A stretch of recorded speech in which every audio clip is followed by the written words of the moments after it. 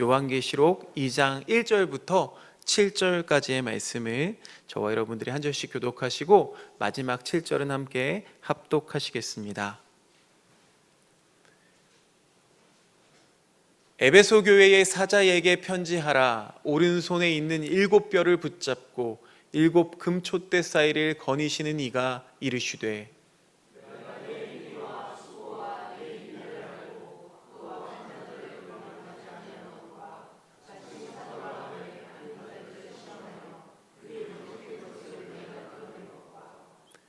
또 내가 참고 내 이름을 위하여 견디고 게으르지 아니한 것을 아노라.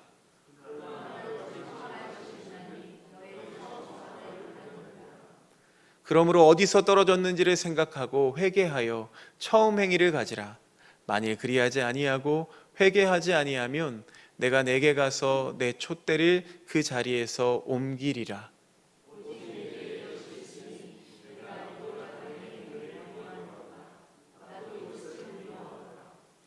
귀 있는 자는 성령이 교회들에게 하시는 말씀을 들을지어다.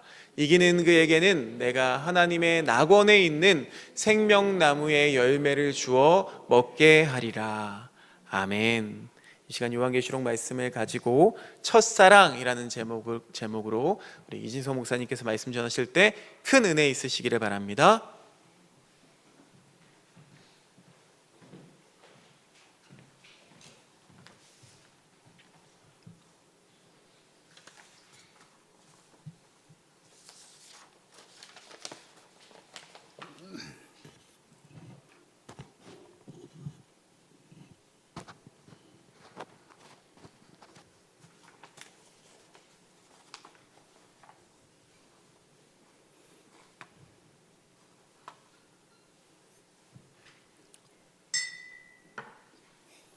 반갑습니다. 오늘 7번째 편지인데, 그러니까 주님이 이 지상의 이 역사의 모든 교회에게 주시는 7편지가 있었는데, 오늘 그 마지막 편지입니다. 에베소 교회에 보내는 편지. 에베소입니다. 에베소라는 도시는 여러분들이 꼭 이렇게 숙지하셔야 되는 아주 중요한 초대교회에서 아주 중요한 도시예요. 그러니까 로마 제국의 5대 도시인가 4대 도시 안에 들어가기도 하고, 알렉산드리아, 안디옥, 에베소, 또 뭐 로마겠죠. 어쨌든 아주 유명한 도시였어요. 그 도시는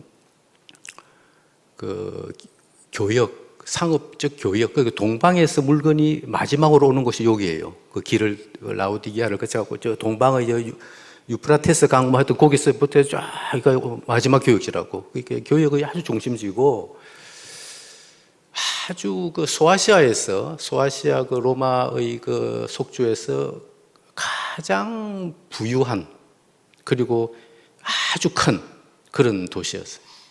인구가 그 당시에 한 25만 명 정도 됐어요. 대단하죠. 지금 25만 명이면 그죠? 대단한 도시고. 근데 또 이 도시가 유명한 게 뭐냐면은 황제 숭배 사상, 그리고 이교 신앙, 우상 숭배. 그거로 대표적인 도시였어요. 선두주자. 그러니까 너무나 로마 황제한테 충성을 한 나머지 신전들도 많이 짓고, 신전을 지으면 또 지원을 많이 받거든. 그리고 너무나 충성을 했던지 로마가 확실히 믿었기 때문에 거기는 주둔군이 없었어. 행정적인 자치권을 갖고 있었어요. 자체적으로. 그 정도로 로마 황제한테 충성을 다하는 그런 도시였고, 그리고 오만 이교 잡신들을 모시는 신전들이 많았어요. 그 중에서도 특히 여러분이 이제 숙제된 게 뭐냐면은 세대 7대 불가사의가 있죠, 그죠? 그 중에는 이집트 피라미드도 있고 있는데, 그죠? 저 어디야, 바벨론의 무슨 공원인가, 정원인가 그런 것도 있고 있는데, 세계 7대 불가사의 중에 하나인 아테미 그 풍요를 바라는 여신이거든. 풍요를 주는 여신이야. 아테미 여신, 그 로마에서는 그걸 다이아나라 그러는데 아테미 여신을 섬기는 신전이 있었어요. 그 신전이 어마무시하게 컸어.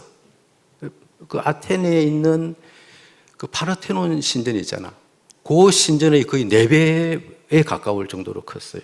그러니까 뭐 너무나 유명했기 때문에 그 성지로 그 아테미 여신을 모이는 성지가 된 거예요, 성지. 그러니까 뭐 항상 술래기기 덕실덕실거리고 뭐 그랬어요. 사제들도 엄청나게 많고 몇천 명의 사제가 있나 막 그렇고, 그리고 그 신전 안에 들어가면은 보호를 또 받아. 죄를 지은 사람들도. 행복이 막 있는 거예요, 그 안에. 뭐 벌로부터도 면제를 받고. 그 주변으로 그 우상신 아테미 여신이든지 기타 등등 그 이상한 이방신을 조각해갖고 팔아먹는 그 장사꾼들이 득실득실 거렸어요. 그리고 그걸 사고 팔고 하면서 뭐 상업적으로도 엄청난, 경제적으로도 부흥을 하던 그런 신전을 갖고 있던 그런 도시였어요. 그러니까 우상 숭배의 어떤 최고봉이라 할 수 있지. 황제와 그 이방 잡신을 섬기는. 또 이제 우리가 눈여겨봐야 될 곳이 뭐냐면 에베소 하면은 이제 어떤 곳이냐. 우리의 입장에서 볼 때는 아주 중요한 도시예요. 사도 요한이 95년 정도에 그 밤모섬으로 기양을 가자는 거죠. 도미티안 황제의 핍박을 받아갖고 그 기양을 가서 이제 요한계시록을 계시를 받아서 이제 쓰는 건데, 사도 요한 선생께서 기양 가기 전까지 목회하던 담임 목사였어요. 거기가 에베소 교회가 담임 목사. 그리고 또 에베소 교회에 또 누가 계셨냐 하면은 그 주님이 십자가에서 돌아가실 때 사도 요한한테 한 말이 있지. 요한아, 뭐래요? 내 어머니다 그러잖아요. 어머니 당신의 아들입니다 그러죠. 그 새로운 영적 가족인 교회의 어떤 창립을 이렇게 이제 이야기하신 거죠. 저는 그 성경 구절 중에서 너무 은혜 받는 구절이 그 구절이야. 요한아, 너희 어머니다. 어머니 당신의 아들입니다. 저는 어릴 때 가족이 이 가족적인 어떤 사랑을 별로 못 받아갖고 그 행복한 가정을 보면 항상 가슴이 아프고 눈물 지었거든요.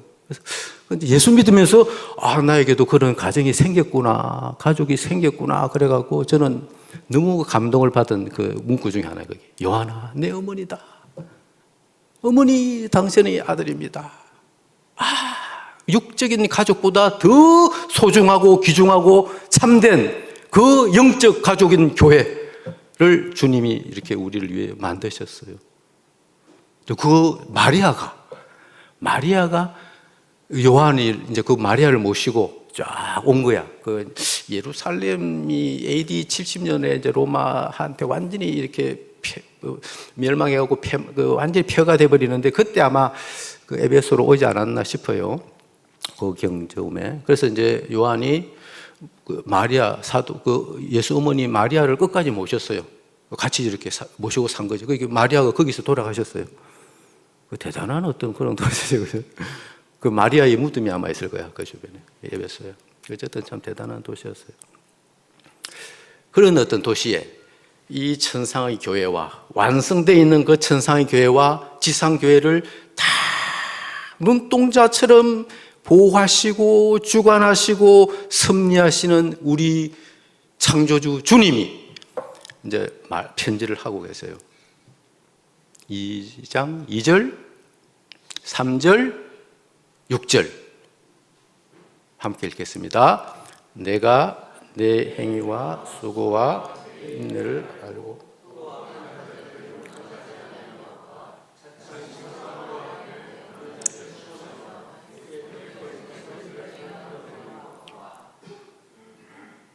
또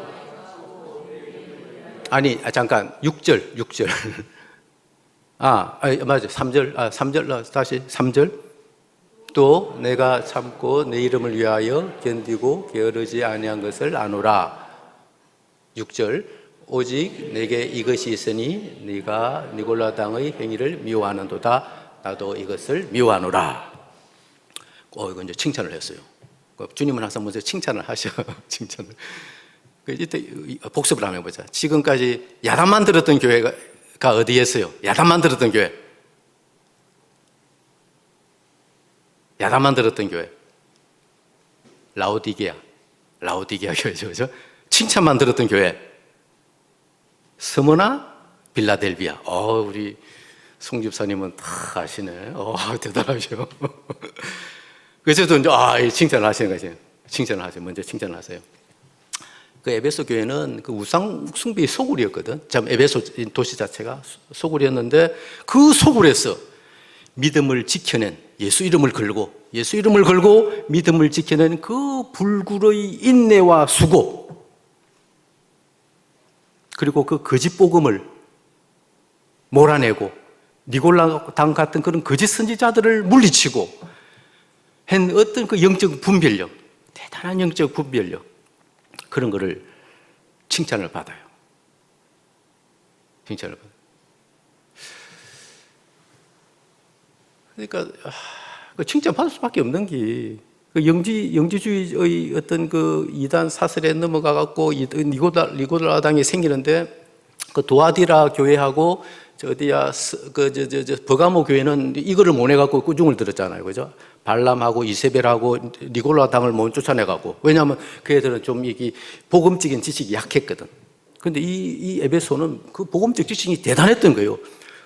눈을 부릅뜨고 그 짓을 뽑아내는 거야, 막 몰아내고. 영적 분명히 대단한 거예요.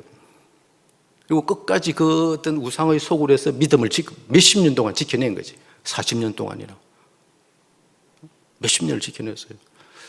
주님이 장하다, 대단하다. 그 너희 행위들 다 대단하다. 그리고 너는 그 부분은 3절에 보면은 게으르지라는 단어는 조금 번역이 애매한데 낙심하지 이런 말, 낙담하다.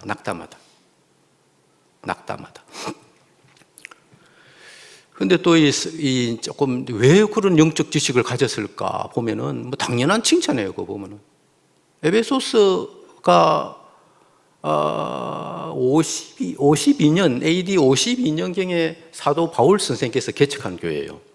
에베소 교회가 사도 바울 3차 선교 여행 때 바울 선생이 세 번의 선교 여행을 하잖아요, 그죠? 일단 명목적으로 그 3차 선교 여행 때 3차 선교 여행이 52년에서 한 57년 정도, 한 5년 정도 선교 여행을 하시는데 그 52년도에 에베소에다가 그 개척을 하셨어요. 개척 목사지. 사도 바울이 개척한 목사야. 개척한 교회. 바울을 이어서 누가 또 담임 목사인 줄 압니까? 디모데. 영적 아들인 디모데가 또 이어서 했고, 그 다음에 사도 요한. 그 담임 목사들이 대단한 목사들이 담임 목사를 한 거예요. 그죠? 그러니까 이거는 어떻게 할 수가 없지. 그 교인들은 그 어떤 영적인 복음에 대한 성격적 지식은 이루 말할 수가 없겠죠, 그죠? 저자 특강이니까 그냥 사도 바울 선생은 어느 정도였냐면은 52년도에 일단 항상 이렇게 그 당시 선교사들은 일단 회당을 먼저 들어가요. 유대인들이 있던 회당을 들어가고 한 3개월 동안 복음을 전하다가 쫓겨나가요. 사도 바울 선생이 쫓겨나가서 52년도에 그 두란노 서원을 만들어. 두란노 서원을 그 제자 몇 명을 데리고 두란노 서원 지금 그 서점도 있죠, 지금도, 그죠? 두란노 서원 거기서 2년을 목회를 해요. 2년을 어느 정도 목회를 열심히 하냐면은 2년 동안 하루도 빠지지 않고, 그 사도행전 보면 거기 18장에서 한 20장 보고 싹 다 나와요. 하루도 빠지지 않고 하루 5시간씩 11시에서 4시까지 하루 5시간씩 2년 360일 곱하기 2 하면 얼마야? 730 곱하기 5 하면 얼마예요? 노죠.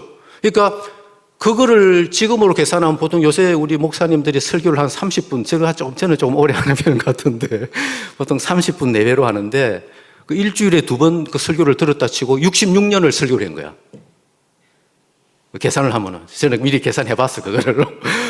그러니까 66년을 사도 바울 선생한테 설교를 들었으니까 엄청나겠죠, 그죠? 그리고 디모데. 그 디모데 우리 담임 목사님은 80년 정도에 그 우상 숭배를 하는 그 이교도들한테 막 복음을 전하다가 맞아 죽어요. 들리는 소문에 의하면 맞아 죽어요. 순교를 당하시지. 그 다음에 이제 사도 요한이 계속 이어서 목회를 하시고. 어쨌든 그 대단한 교회예요. 그죠? 그 에베소, 그래서 이제 사도 바울이 60년 정도의 이제 로마 감옥에 갇혀요. 한 2년간. 갇힐 때 로마에서 그 이렇게 옥중 서신을 에베소서, 빌립보서, 골로새서, 빌레몬서인가 하여튼 이렇게 서시잖아. 그지? 그 에베소에다가 이제 편지를 쓴 거야, 그게. 그래서 그게 에베소서가 있는 거예요. 그 에베소서가 그 6장까지 돼 있어요. 6장까지. 그게 짧아요. 여러분이 이제 오늘 숙제는 뭐냐면은 다음에 저를 볼 때까지 에베소서를 계속 묵상하면서 읽어요. 에베소서를. 그 안에 정말 엄청난 기독교의 보물이 들어있어요. 그 1장에서 3장까지는 기독교란 무엇인가, 성도란 무엇인가, 올바른 복음이란 무엇인가를 1장에서 3장까지 쫙 설명해 놨어. 사도 바울이. 그리고 4장에서 6장은 그 복음을 가진 성도 안에 놓는 삶. 뭐 어떤 삶인가? 그거를 쫙 기술해 놨고, 믿음과 우리 그 믿음을 통해서 발출되어지는 어떤 행위들, 그거를 4장에서 6장까지. 그러니까 그건 외워야 돼, 사실은. 6장 정도. 저는 못 외우지만은 이제는 늙어가고 젊으신 여러분들은 외울 정도로 열심히 읽어야 돼요. 아주 중요한 서신이에요. 그런데 이런 그 칭찬을 했는데 근데 가만히 문맥을 보면은 칭찬은 주님이 대충 한 것 같아. 제가 보니까 뭔가 좀 책망할 거가 있는데 충격받을까 싶어서 약간 이렇게 좀 아부한 것 같아. 내가 보니까 느낌이 그 정도로 책망을 엄청나게 했어요. 그 전설적인 교회에다가 뼈아픈 책망을 하고 계세요, 주님이. 4절 함께 읽겠습니다. 그러나 너를 책망할 것이 있나니 너희 처음 사랑을 버렸느니라. 책망할 것이 있대요. 처음 사랑을 버렸다 그래. First love. 처음 사랑. 그 에베소 교인한테 너 처음 사랑을 버렸으니까 에베소 교인은 어떻게 했어요? 심정이.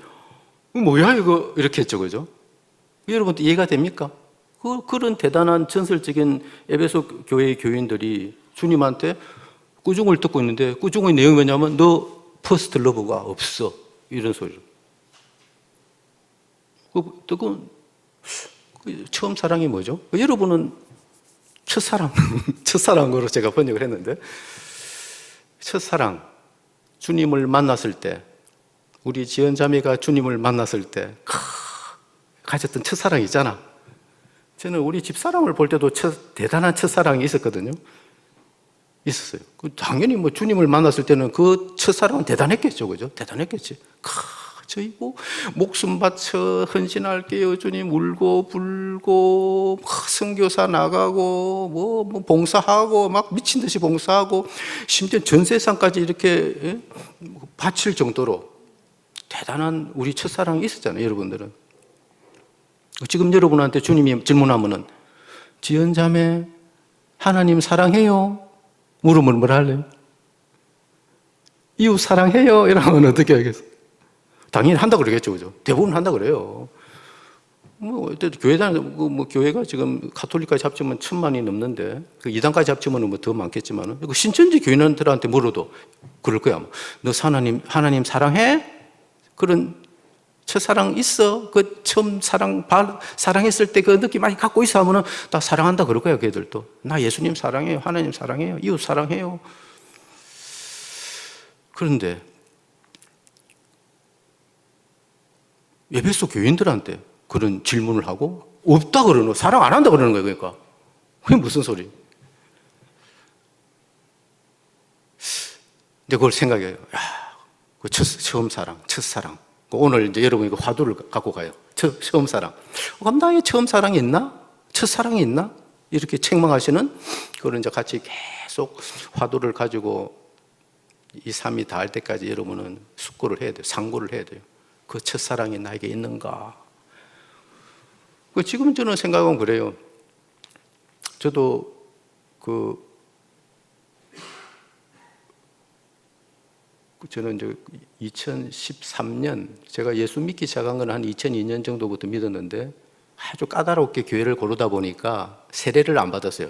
정말 대단한 공동체에서 저는 세례를 받으리라 생각해갖고 진짜 저 사랑의 교회 다닐 때도 한 3년을 사랑의 교회 뭐 다락방까지 가서 했는데 거기서도 세례를 안 받았어요. 외상으로 그 다락방에 들어갔다고 그 좋은 교제를 하긴 했는데 그때도 세례를 안 받았어요. 결국 뛰쳐나왔지. 저건 아니다 싶어가고 저 설교는 아니다 싶어가고 2009년도인가에 뛰쳐나왔어요. 사랑의 교회를. 결국 등록도 안 하고 등록도 안 했지 그 교회는. 근데 이제 이곳저곳 다른 교회를 다니다가 찾아온 게 하나교회였어요. 그래서 저는 이제 이찬수 목사가 하는 분당 우리 교회도 한 1년을 다녔어요. 그때도 저는 등록을 안 했어요. 세례를 안 받았고. 뭔가 이찬수 목사님의 설교는 나를 울리지를 못했어. 참 좋으신 분인데 그분은 어쨌든. 어쨌든 이거 이렇게 또 소개해서 이제 이 교회에 와서 제가 2013년 9월 15일 날 세례를 받았어요. 그때 그 세례 받을 때 저는 뭐 다른 것보다는 그 황수연 자매가 찬양을 이끌었는데 그 당시에 그 예비 찬양을 할 때 이렇게 분위기 띄우려고 나나무 스컬리의 어메이징 그레이스를 틀어줬어. 저는 그것도 여기 앉아 있었고 세례를 받아야 되니까. 근데 그 나나무 스컬리가 얼마나 또 애절하게 부릅니까? 나나무 스컬리가 어메이징 그레이스를 이렇게 들려주고 앞에 이제 이렇게 번역문이 나오고 그죠? 근데 그거를 들으면서 내가 이때까지 들었던 그 어떤 설교보다 나를 울렸어. 그래서 계속 눈물이 나더라고요, 저는. 그 노래를 들으면서. 우리 그때 같이 세례받았던 동지가 안재원 자매의 딸내미 희주도 그때 유아 세례를 같이 받았어. 동지야, 세례 동지. 근데 그때 내가 느꼈던, 나는 진짜 주님을 위해서 살아야 되겠다. 정말 나는 주님의 식구가 가족이 됐구나. 이 공동체가 생겼구나. 정말 많이 울었어요, 저는 그날. 그리고 이제 세례받고 우리 교인들하고 포옹을 하는데 정말 가족처럼 느껴졌어. 우리 교인들이. 그래서 93년부터 제가 신대원 들어가기 전까지 한 3년간은 교회에서 저는 살았어요. 교회에서. 어마어마한 동아리를 만들고 하여튼 아침에 오면 밤에 들어갔어요. 밤에. 우리 가족보다 우리 교인들을 더 사랑했어요. 그 당시에 저는.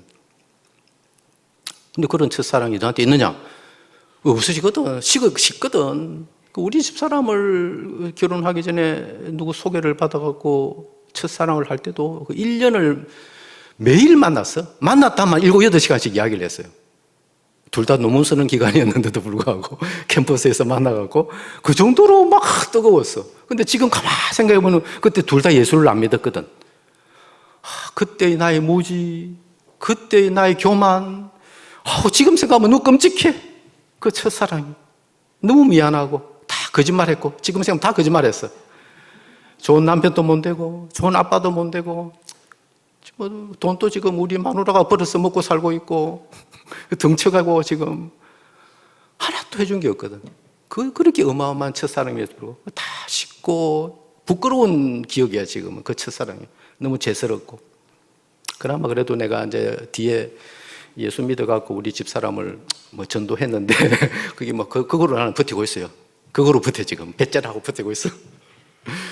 최고 선물이지. 너에게 줄 건강은 없으나 주 예수의 이름으로. 그죠? 그러라. 저보다 더 멋진 성도가 되기를 저는 항상 기도해요. 우리 집사람이. 내보다 훨씬 착하거든. 저는 못 됐어요. 우리 집사람은 저보다 훨씬 착했거든. 그때는 그 첫사랑도 식어요. 그러니까 주님이 지금 이런 말을 하는 건 아니겠죠. 그죠? 그 퍼스트라는 것이 히랍어로 보면은 플로토스라 그래. 플로토스. 그게 무슨 말이냐면은 물론 이제 퍼스트라 우리가 순수적인 풋도 있지만은 더 그 다른 의미로 뭐냐면 근원적이라는 말이 있어요. 본질적인이라는 말이 있어요. 근원적이고 본질적인.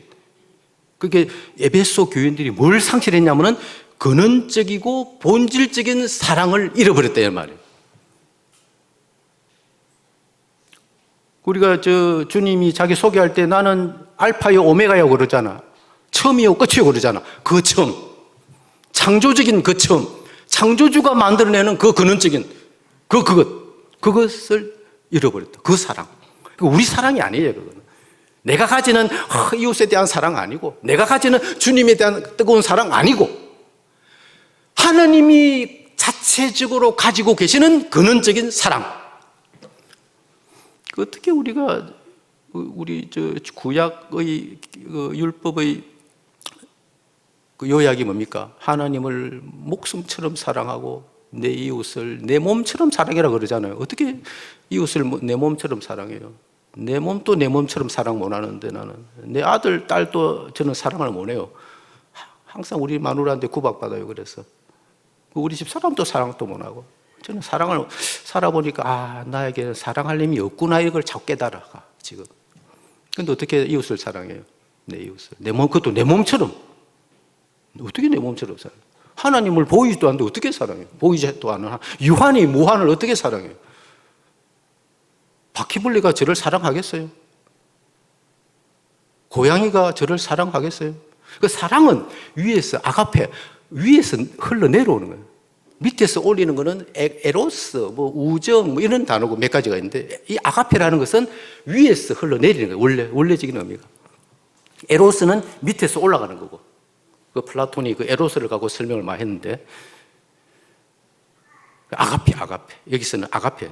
근원적인 사랑. 그러니까 이 근원적인 사랑이란 뭐냐? 이거를 잘 설명한 책이 에베소서예요. 에베소서. 물론 이제 성경 전체가 그 사랑을 설명한 거야. 이 성경 자체가 그 사랑을 설명한 거예요. 그 근원적 사랑이 뭔가를. 그런데 그걸 조금 더 요약적으로 설명을 잘한 것이 에베소서 1장 3절에서 15절. 특히 이제 1장 집에 가셔갖고 1장 3절에서 15절을 묵상을 끊임없이 해보세요. 그 안에 그 사랑의 의미가 다 들어있어. 그래서 오늘은 시간이 없으니까 다는 못 읽고 에베소서 1장 4절, 5절, 10절, 15절 함께 읽겠습니다. 곧 창세전에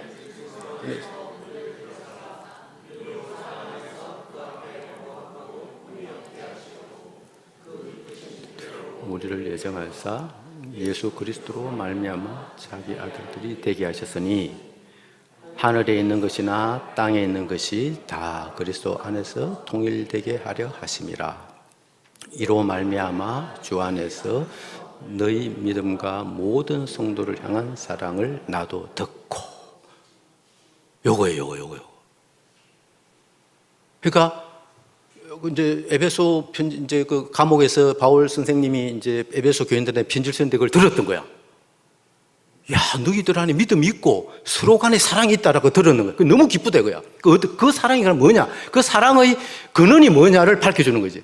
이로 말미암아 생긴 믿음과 사랑, 성도 간의 이웃 사랑. 그게 이로 말미암아 그 사랑을 노게 한 유발시킨 그 사랑, 그게 근원적인 사랑이에요. 그거는 하나님의 근원적인 사랑인 거지. 이 퍼스트 러브라는 것은 하나님이 우리에게 부어주신 근원적인 사랑. 4절 보면은 우리로 사랑 안에서 그 앞에 거룩하고 흠이 없게 하시려고, 하나님의 그 사랑 안에서 그 기쁘신 뜻대로 예수 그리스도로 말미암아 우리를, 죄인인 우리를 아들, 딸, 자녀 되게 하신 그 사랑. 왜 그랬느냐 그러면은, 왜 내가 이 우주를 창조해갖고 해갖고 너희들을 만들고 구원했느냐, 너 일부를, 예정된 일부를 구원했느냐, 그 목적이 뭐냐? 여러분 이것도 암기해야 돼. 그 10절에 나와요. 그리스도 예수 안에서 통일되게 하심. 아나케 팔라이오. 여기 히라보는 외워놓으면 좋아요. 아나케 팔라이오. 통일. 예수 안에서 통일되는 것. 그것을 위해서 내가 너에게 부어준 그 사랑으로 너희가 믿음을 가졌고 성도 간에 서로 사랑이 생겼다 이거예요. 그러니까 퍼스트 러브라는 것은 그 사랑을 이야기하는 거예요. 하나님이 태초에 품었던, 마음에 갖고 계셨던 그 사랑, 그 사랑이 바로 성경이고 예수고 생명이고 진리인 거예요. 그런데 에베소 교인들한테, 그 에베소 교인들이 처음 받았을 때는, 그 서신을 받았을 그 당시는 50년 꼭 즈음에는, 60년 고점에는 에베소 교인들이 그 감격 속에서 내 속에 그게 있어갖고 그게 막 나로 하여금 감격을 자아내게 해갖고 자연스럽게 흘러나왔던 그 믿음의 행위들이 있었던 거예요. 사랑의 행위가 있었던 거예요. 그런데 95년인 지금에서는 내가 보니까 주님은 이 오른손을 쥐고 7별과 7촛대를 칵 쥐고 있는 사람이거든. 그 가운데를 그냥 모든 것을 다 아신다고. 다 주관하시고 우리 안에 있는 모든 것을 다 아세요. 그걸 내가 보니까 너희에게 지금 예수 그리스도로 통일되는 그 첫사랑이 없다라는 거예요. 지금 보니까 너희들 지금 대단하지. 겉으로 보기엔 대단한 교회 같지. 엄청난 담임 목사들을 가졌고 그 처절한 박해 속에서도 믿음을 지켰고 많은 행위가 있었을 거고 선교가 있었을 거고 봉사가 있었을 거고 믿음이 있었을 거고 인내가 있었을. 그러나 그 속에 정작 내가 원하던 그 사랑이 없다라는 거예요. 그런데 아무리 뛰어난 성격적 지식이더라도 아무리 그걸 기반으로 한 선행이라도 봉사라도 선교라도 그 사랑이 없으면 꽝이에요. 고린도 전서 13장에 그 이야기를 하신 거죠. 그죠? 그 사랑은 우리 게 아니에요. 하나님 거지. 근데 내가 보니까 지금 너희에게 있는 게 뭐냐? 하나님 사랑한다 그러고 이웃을 사랑한다 그러고 믿음을 지킨다 그러고 거짓 선지자들을 몰아내고 그 엄청난 지식을 갖고 있는 그 속에 있는 게 뭐냐? 알고 보면 그 중심에 그 자기 사랑이 돼. 자기 사랑. 자기 자랑이 돼. 자기 자랑. 그거로 내가 교만해진. 나 이런 교회 다녀. 우리 담임 목사 누구야? 우리 교회 이럴 거 해. 우리 교회 4천억짜리 건물을 갖고 있어. 우리 교회 교인이 100만이야. 우리 교회 한 주 헌금이 10억 넘어. 대단한 교회야. 우리 교회 와봐. 좋아. 꽝이래 이거예요. 근데 그 안에 사랑이 없으면 꽝이래. 꽝. 십자가와 관계없는 이기적 욕망의 충족에 대한 욕구가 그들의 근본 동기에 있다 이거예요.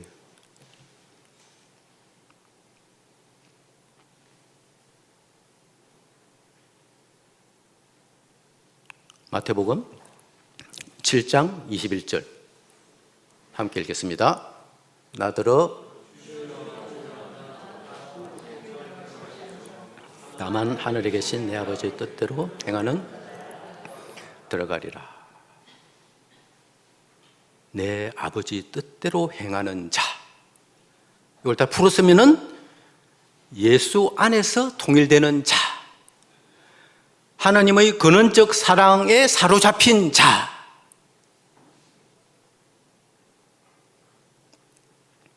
그게 없으면은 아무리 예수 믿는다고 그러든 아무리 좋은 엄청난 떵떵거리는 그런 휘하찬란한 교회당에 예배당에 다니던 꽝이라 이거예요.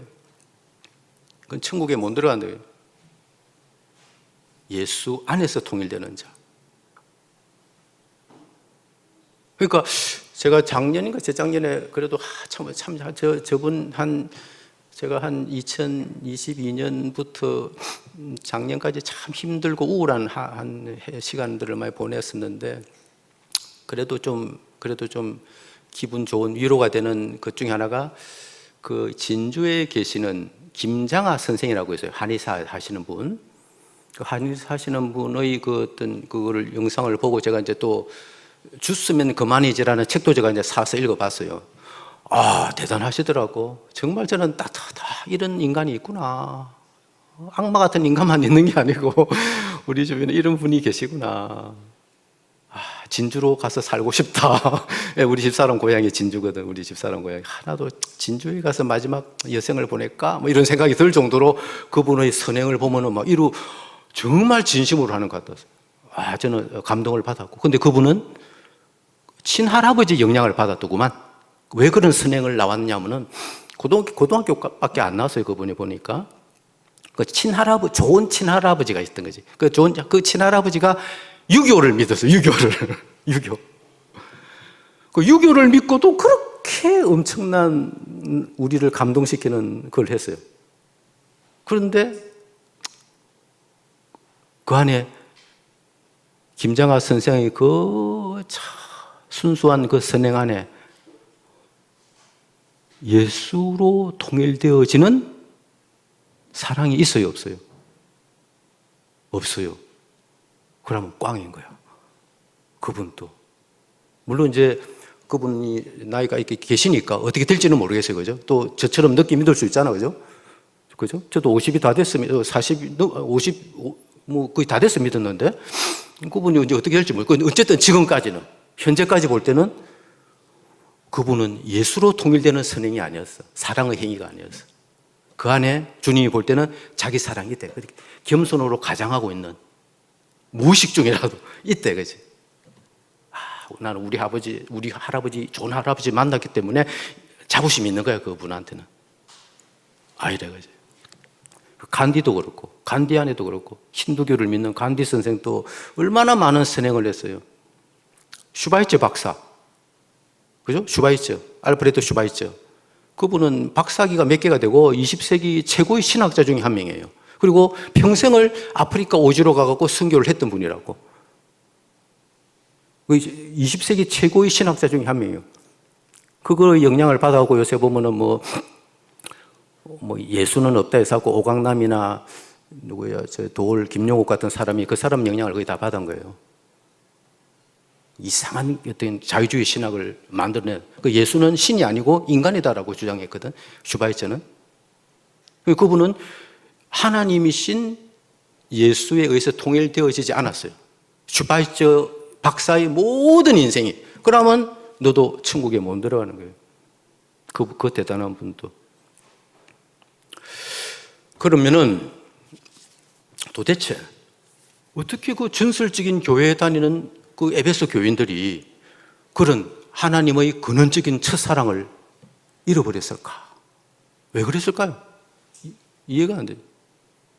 나면은 되는데, 저 같으면 뭐 잃어버려도 뭐 그렇거니, 그거니, 그렇지 하고 뭐 넘어갈 건데, 그 교인들이 잃어버렸다고요. 그 첫사랑을. 왜? 그러니까, 우는 그 베드로전서에 보면은 그런 말이 나오죠. 우는 사자 같이 삼킬 자를 찾아 두루 다니는 마귀의 관계에 넘어갔던 거죠. 에베소 교인들이. 이 마귀들이 보통이 아니에요. 하나님의 지식을 다 갖고 있다고. 우리 인간하고는 비교도 안 될 만큼의 그 성경적인 지식이라든지 뭐 이루 말할 수가 없어요. 그래서 그 마귀들은 누구까지 유혹을 해요? 미혹을 시켜요? 예수님까지도 미혹을 해요. 예수님까지도. 광야 40일 동안 꼬신다고. 너 내 말 들어라. 괜히 폼 잡지 말고. 예? 주님은 끝까지 유일하게, 이 인류 역사에서 유일하게 그 마귀의 괴계에 넘어가지 않은 유일한 분이죠. 그 정도로 대단한 마귀예요. 사도 중에 가룟 유다 봐봐요. 3년을 주님의 기적을 꽈보고 복음을 듣고 동거동락했던 그 가룟 유다가 마귀한테 넘어가잖아요. 그죠? 그래서 주님을 팔잖아요. 물론 그 마귀도 하나님의 손아귀에 있어요. 하나님의 손아귀에. 그 욥기를 보면은 그죠? 하나님이 허락해야 하는 거야. 그러니까 하나님이 다 허락하는 뜻이 있는 거지, 물론. 뜻이 있는 거예요. 계획이 계시는 거지. 그러나 어쨌든 그 마귀는 지금 또 막 사방을 돌아다녀요. 사방을. 지금 21세기는 더하지. 그 마귀가 지금 전성기를 맞았어요. 제가 볼 때는. 최고 전성기가 마귀들의 전성시대. 내 안에 있거든, 거기. 마귀들이 지금은. 그런 시대를 살고 있어요, 우리가 지금. 내 안에 마귀가 있어.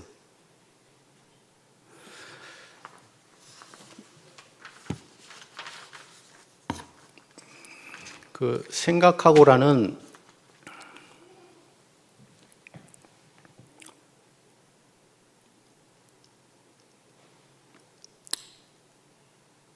그렇게 거룩한 사랑을 상실한 교회에게 주님은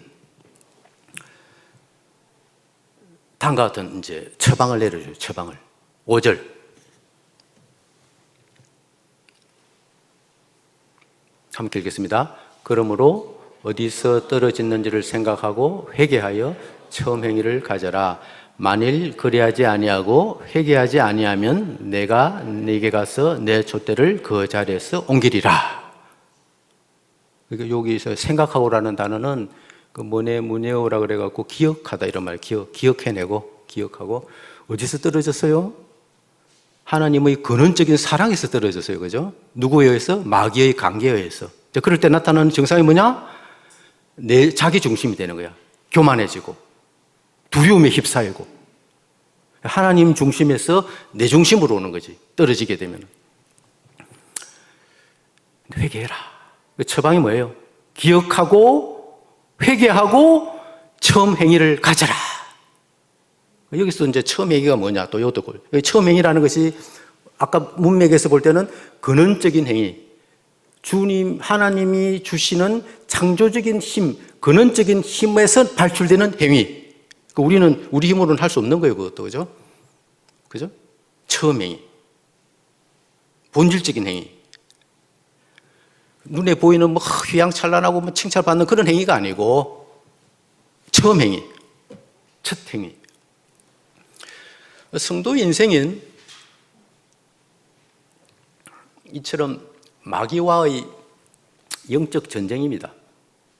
우리가 뭐 대충 그냥 하루하루 사는 거 가지고 뭐 똑같은 하루하루 일상의 반복인 것 같고 뭐 아둥바둥거리고 뭐 그냥 뭐 다들 그냥 먹고 살기 위해서 그냥 발부둥 치고 뭐 그렇게 살잖아요. 근데 기실은 성도에게는 하루하루가 순간순간이 영적 전투예요.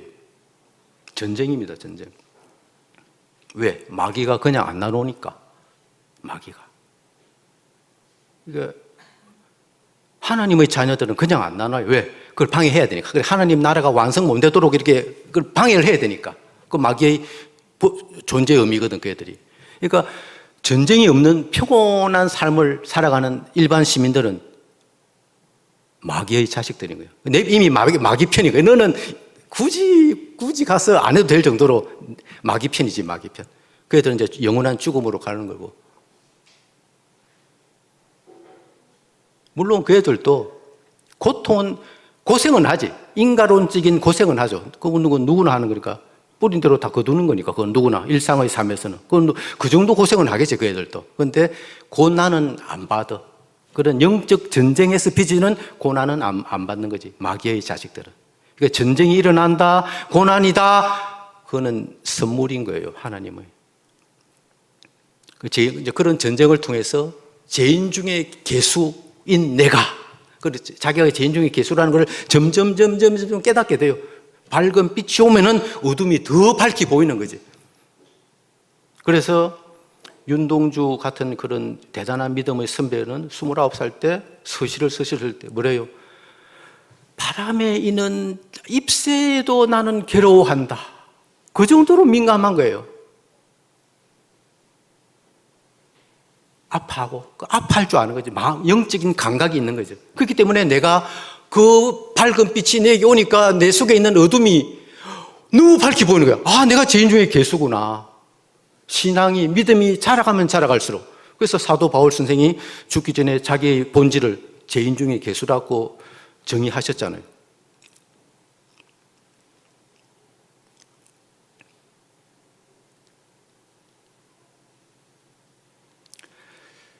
자기 부인으로 결국 기결되는 어떤 내가 재인주의 교수다.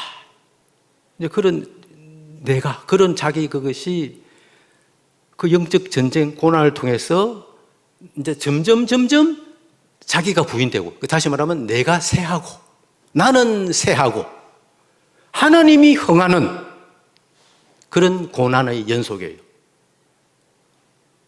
세례 요한도 그렇죠, 그죠? 세례 요한도 나는 하고 주님이 그거 하는, 그렇게 하요. 그러니까 우리의 그 사람, 이 육적인 이 삶을 갖고 생활하고 있는 이 나, 욕망 덩어리 이 나는 후패해지고 속 사람은 점점 강건해져 가는, 내가 죽으면서 다시 살아나는 그런 전쟁의 연속이 우리 인생이에요. 성도의 인생인 거죠. 성도인. 그래서 자기 부인으로 기결되는, 그게 자랑할 게 없는 거지. 내 속에는 폼 잡을 게 없는 거지. 내 가져 지긋지긋해지는 거지. 내라는 이 존재가, 육적인 이 몸을 가진 이런 내라는 존재가 보면 볼수록 지긋지긋해지는 거예요. 아, 이놈은 아니구나. 가망이 없은 놈이었구나. 왜? 빛이 들어오니까. 너무 나의 어둠이 속속들이 보이는 거예요. 속속들이. 그 윤동주처럼. 그런데 윤동주의 친구였던, 동료였던 100살 넘어서까지 살고 있는 어떤 그분은 철학을 잘 모르는, 실존 철학만 알고 아주 그냥 마치 대단한 철학자인 양 폼을 잡고 사는 그분은 제가 볼 때는 아니에요. 성경도 잘 모르고. 그건 어찌 보면은 그분도 이런 비난을 받아야 되는 거예요. 근데 그분은 그런 비난을 안 받겠지. 저는 윤동주를, 둘 중에 살아남는 29세에 죽는 윤동주를 선택하고 싶어요. 저는 제 삶은 100 몇 살까지 사는, 그게 추하게 늙어가는 그분을 선택하지 않고.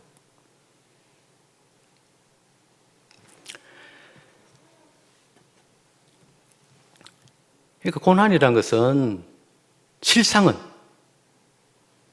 하나님이 우리에게 베푸시는 사랑이에요. 사랑. 성도의 고난은 하나님의 사랑인 거예요. 사랑. 왜? 예수로 통일되어지게 만드는, 그래서 내 아들을 만들어내는, 그래서 천국 백성이 되게 하는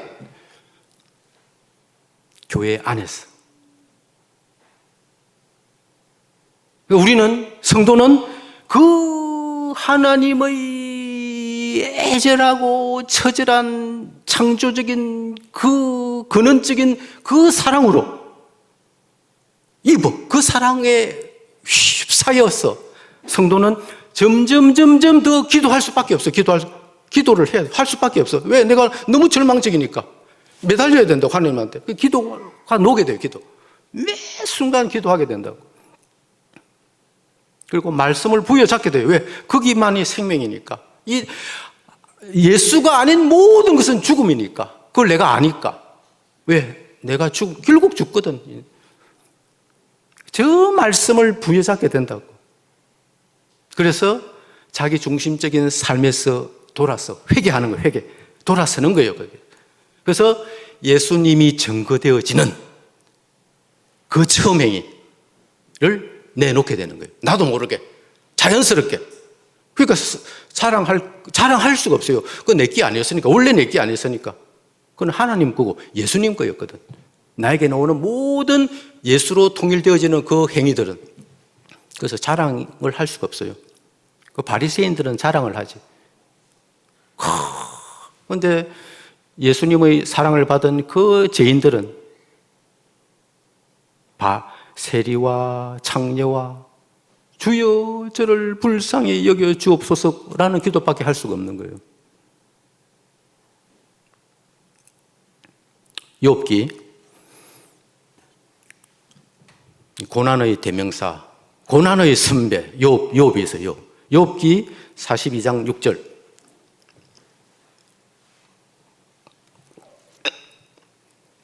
같이 읽겠습니다. 그러므로 내가 스스로 거두어드리고 티끌과 제 가운데서 회개하나이다. 이런 말을 하는 거죠. 욥은 드디어 42장에 갔어요. 얼마나 그 욥이 당했던 고난 한번 생각해 봐요, 여러분이. 이 정도 당한 사람 없죠, 여기. 욥처럼 고난을 당한 사람. 그만큼 하나님 사랑을 많이 받았다 소리예요, 거기.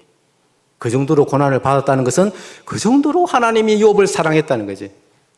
근데 욥은 애시당초 대단한 믿음의 소유자였거든. 어디 하나 흠잡을 데가 없는 대단한 믿음의 선진이었다고.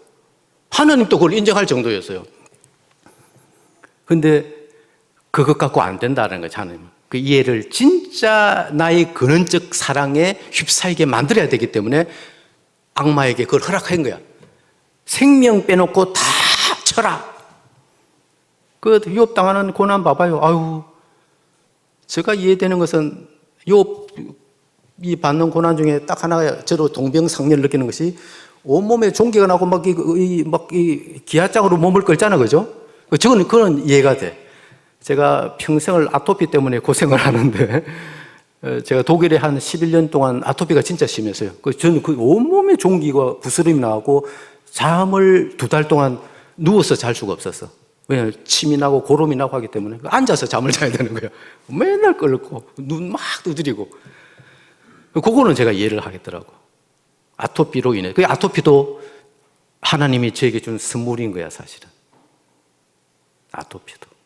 그 아토피로 치면 제가 이 우리나라에서 참 자부심이 대단해요. 아토피로 인한 어떤 그 경력은 제가 지금은 또 아토피와 친구가 돼서 살고 있는데, 아마 아토피가 없었으면 저는 예수를 안 믿게 되었을 거야, 아마. 왜냐하면 그 아토피만 없었으면 저는 참 인생이 잘 풀렸을 거거든. 근데 그놈 아토피 때문에 항상 이렇게 막아졌어, 내 앞길이. 뭔가 차단되고. 하나님이 막으셨던 거지, 이렇게. 이 못된 놈은 아토피를 줘야 돼갖고 평생을 저는 아토피로 지금 고생하고 있는데, 어쨌든 그거는 욥하고 저는 욥 고난을 알겠더라고. 어쨌든 그 욥은 그러다가 욥 안에 감춰져 있던, 사실 욥도 그게 없었던 거예요, 사실은. 에베소 교인들처럼 하나님이 원하시는, 하나님이 보고 계시는 그 첫사랑이 욥 안에 없었던 거지. 처음에는 좀 주신 것도 하나님이고, 거두가시는 것도 하나님이고, 이렇게 폼을 잡다가 3장에 가면은 이제 아둥바둥 내가 뭐 잘못했어 하면서 대들기 시작한다고. 내처럼 어렵게 사는 사람이 있으면 나와봐라 그래요. 막 그런다고. 그러면서 아둥바둥 막 달라든다고. 왜 나를 낳으셨어요 하면서 막 하나님한테 대들기 시작해요. 그 친구들하고도 하나님을 변호해온 그 새 친구하고도 막 싸우고. 그러니까 하나님의 근원적인 사랑은 인과 관계를 넘어서는, 초월하는, 인과응보를 넘어서는 사랑이지. 그 사랑이라는, 그거를 욥은 몰랐던 거야. 지킨 만큼 복 받는다. 율법이지, 율법. 율법적인 어떤 사랑으로만 하나님을 알고 있었던 거야. 근데 하나님은 그게 내게 아니고, 그게 본질이 아니거든. 그 근원적 사랑의 본질을 욥이 그에 사로잡히게 하기 위해서 하나님은 욥에게 그 엄청난 고난을 허락했던 거예요. 그러다 보니까 42장에 갔어야 비로소 욥이 저는 자기 스스로 거둬들이고, 자기 부인자, 나는 나싱입니다. 아무것도 아니었군요. 내가 지금껏 보였던 많은 엄청난 어떤 여러 모습들은 아무것도 아니었군요. 티끌과 제 가운데 회개하나이다. 그러면서 욥은 비로소 하나님의 첫사랑의 수혜자가 되는 거예요.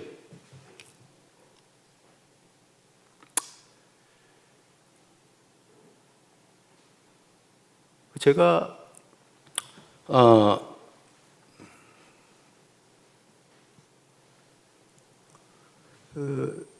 항상 이렇게 믿음의 동지로 항상 이렇게 자극을 받는 사람들이 많은데, 한국의 선교사들 중에는 저는 지금까지 한 2분 정도가 그 선교사님들의 삶을 보면서 항상 자극을 받고 격려를 받고 도전을 받아요. 그분 중에 한 분은 여러분도 잘 아시는 이태석 신부, 그죠? 그분은 이제 내하고 물론 이제 지금 신앙은 가톨릭인데, 그분은 신부여진. 그분은 여러분도 잘 아실 거라고, 남수단에 가서 자기 모든 자기 안에 있었던 그 하나님의 근원적 사랑을 즐거이 기쁘게 자기 자랑 없이 끄리낌 없이 다 펼치고 가셨어요, 그죠? 참 대단한 우리 믿음의 동지예요, 그분은. 또 한 명. 이분은 여러분들은 잘 모르실 거야. 허운석 선교사가 있어요. 허운석. 여자분이에요, 이분 여자분. 허운석. 책도 한 2권 나와 있어요, 책도. 그분은 또 어떤 분이냐면은, 아마존에 들어가, 아마존. 아마존은 하루도 여러분 들어가면 못 살아요. 그 독충이 많아갖고, 아마존에서 한 달을 못 살아, 우리는. 그 정도로 위험한 곳이거든요. 근데 그 아마존에 자기 남편하고 같이 선교사가 돼갖고, 애들 데리고 들어가는 거야. 거기서 한 20-30년을 했을 거예요. 많은 열매를 맺었어요. 학교도 짓고, 전도도 하고, 진짜 고생하면서 했거든요. 그분 관계들은 아마 뭐 이렇게 언론에 그렇게 나와 있을 거야. 그분의 어떤 어떤 행위들이. 근데 그분이 한국에 이제 잠깐 들어와서 이 안식년을 맞아갖고 들어왔는데 이제 건강 검진을 하다가 폐암인가 폐암 말기 판정을 받아요.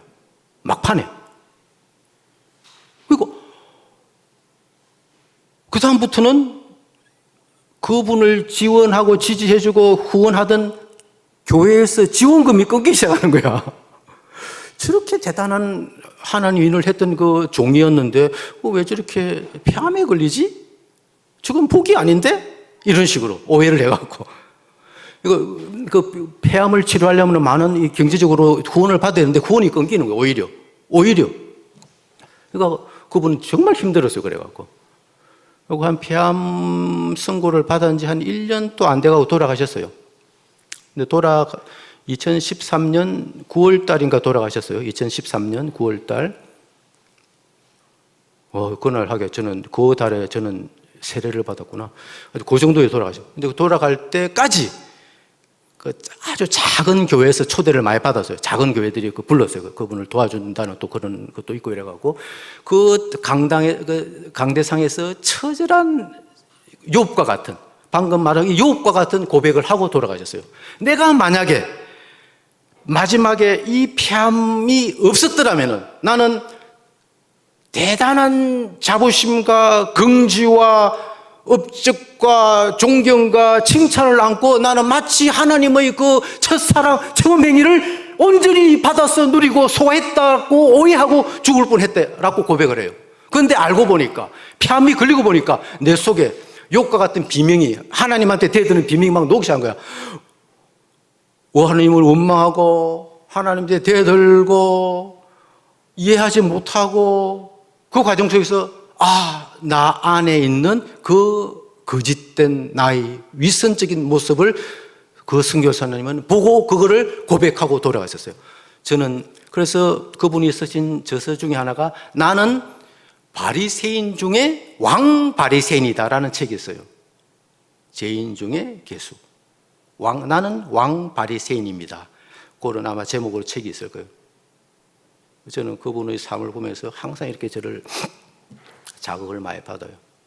그분은 마지막 죽기 피를 토하면서 그 고백을 하고 마지막에 끝내 받았던 그 집요한 하나님의 처절한 사랑을 윗선 하나도 하나님은 용납하지 않아요. 내 새끼는 순수하게 불을 태워갖고 천국으로 끌어들이는 거지. 그 마지막 너가 숨겼던 너도 모르는 그 윗선 교만 너 자랑 그것까지도 뽑아내는 거야. 그 고백을 하시고 돌아가셨어요.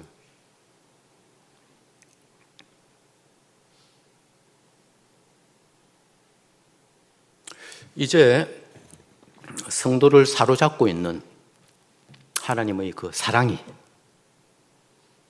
언약이, 진리가, 생명이 다 같은 말이거든 사실은. 언약, 사랑, 믿음, 진리, 그게 하나님의 사랑이에요. 그 하나님의 사랑이 예수를 머리로 한 한 몸인 교회의 지체들인 우리 이웃들에게 흘려나가는 처음 행위가 우리 성도의 삶에서 나도 모르게 자연스럽게 감사의 마음속에서 감격하면서 흘러나오게 되는 거예요. 그 처음 행위가. 그렇게 우리는 그리스도 안에서 하나님이 기뻐하는 자녀로 성화되어져 갑니다. 에베소서 4장 15절, 16절 같이 읽겠습니다.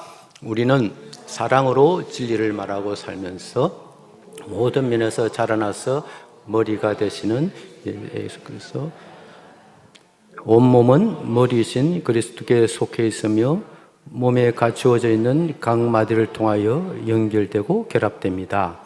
각 지체가 그 맡은 분량대로 활동함을 따라 몸이 자라나며 사랑 안에서 몸이 건설됩니다. 거기 교회입니다. 그때서야 비로소 우리는 교회 안에서 한 몸인 우리 지체들을, 내 이웃을 사랑할 수 있게 되는 거예요.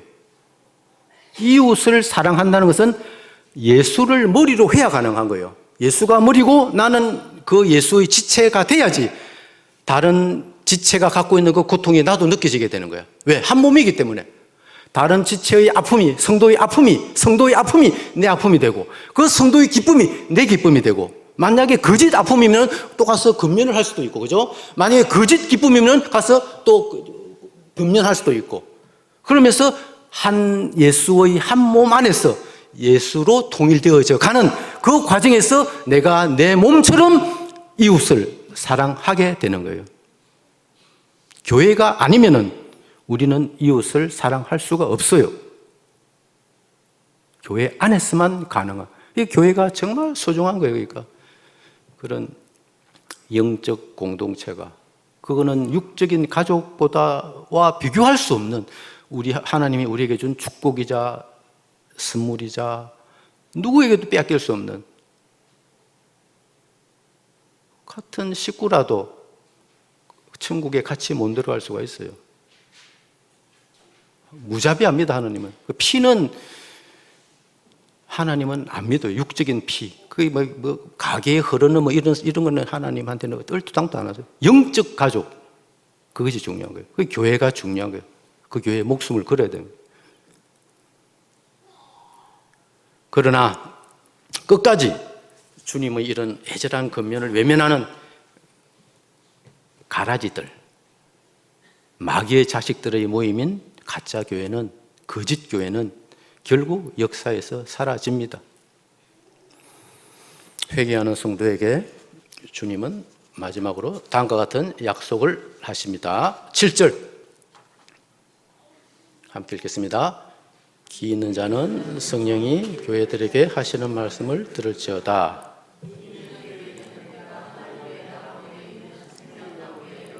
먹게 하리라. 우리가 이미 약속받았고 이미 완성되어 있는 그 천국, 또 지금 또 우리는 그 천국을, 왜? 성령이 와 있기 때문에 그 천국을 누리고 살 수가 있어요. 교회 안에서, 또 우리 각자의 삶터에서. 생명나무이신 주님, 생명나무는 주님을 이야기하는 거예요. 그 주님에게 우리는 접붙여진 거예요. 접붙여진 가지야. 우리는 가지. 주님은 생명나무, 우리는 그 가지고. 그러니까 당연히 거기에서 올라오는 사랑이 뇌를 통과하게 되지. 그래서 열매가 나오게 돼요. 그죠? 열매가 나오게 될 수밖에 없다고. 그 열매가 뭐냐면은 예수 안에서의 영원한 생명과 사랑의 교제를 결국 우리 성도는 누리게 되는 겁니다. 그런 우리의 축복과 은혜를 받았어요. 우리 성도는. 여러분 모두 주님이 베푸신, 하나님이 베푸신 그 애절하고 처절한 그 첫사랑을 누리고, 그 누린 첫사랑을 또 나누고, 성도들하고 나누고, 그렇게 하면서 너무나도 패역하고 참담한 이 세상을 담대히 이기는 복된 갑진년 새해 되시기를 주님의 이름으로 축원합니다. 기도하겠습니다. 하나님 아버지, 우리를 죽음에서 건져 자녀 삼아주신 하나님의 첫사랑을 더 깊이 기억하고 깨닫게 하옵소서. 그 사랑에 의지하여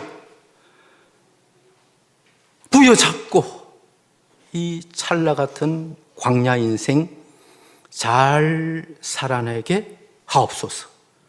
예수님의 이름으로 기도합니다.